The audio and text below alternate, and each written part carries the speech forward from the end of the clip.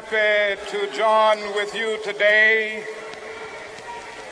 in what will go down in history as the greatest demonstration for freedom in the history of our nation.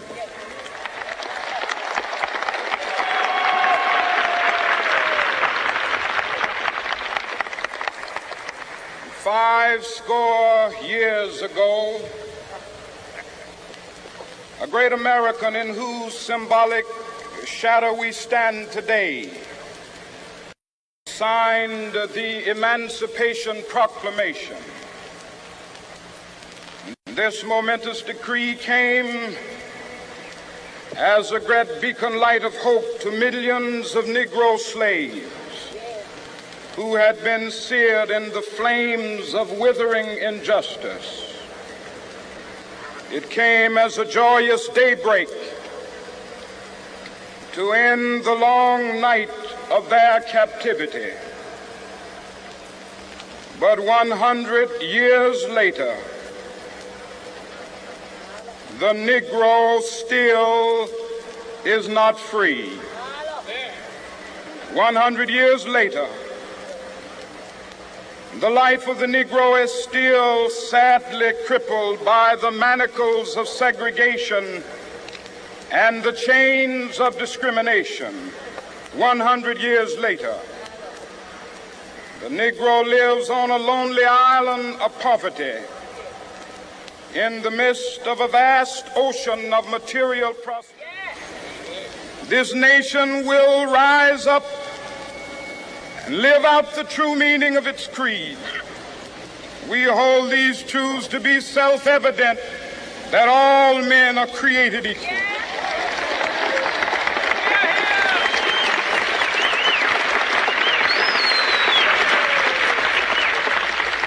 I have a dream that one day on the red hills of Georgia, the sons of former slaves and the sons of former slave owners will be able to sit down together at the table of brotherhood. I have a dream that one day, even the state of Mississippi, a state sweltering with the heat of injustice, sweltering with the heat of oppression, will be transformed into an oasis of freedom and justice. I have a dream that my four little children will one day live in a nation where they will not be judged by the color of their skin, but by the content of their character. I have a dream today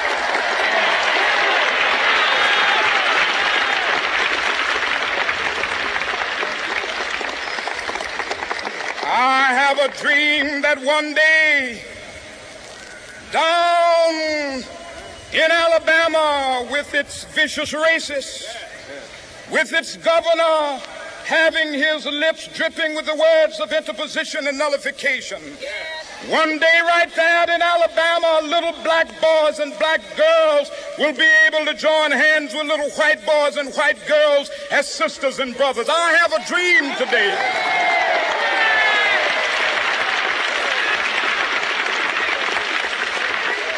I have a dream that one day every valley shall be exalted, and every hill and mountain shall be made low. The rough places will be made plain, and the crooked places will be made straight. And the glory of the Lord shall be revealed, and all flesh shall see it together. This is our hope. This is the faith that I go back to the South with. With this faith, we will be able to hew out of the mountain of despair a stone of hope. With this faith, we will be able to transform the jangling discords of our nation into a beautiful symphony of brotherhood.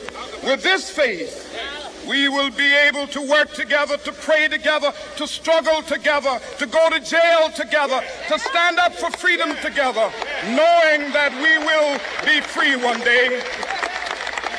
This will be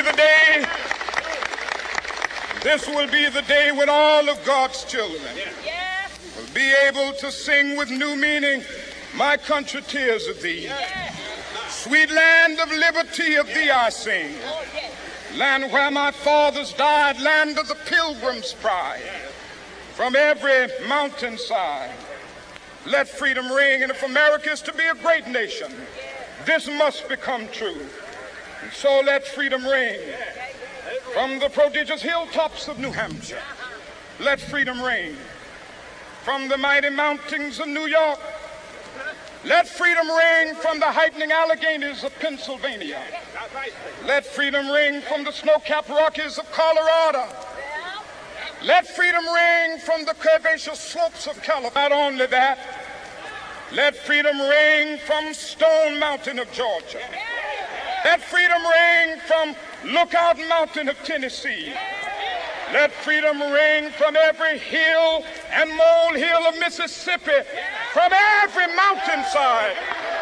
Let freedom ring. And when this happens, when we allow freedom to ring, when we let it ring from every village and every hamlet, from every state and every city, we will be able to speed up that day when all of God's children, black men and white men, Jews and Gentiles, Protestants and Catholics, will be able to join hands and sing in the words of the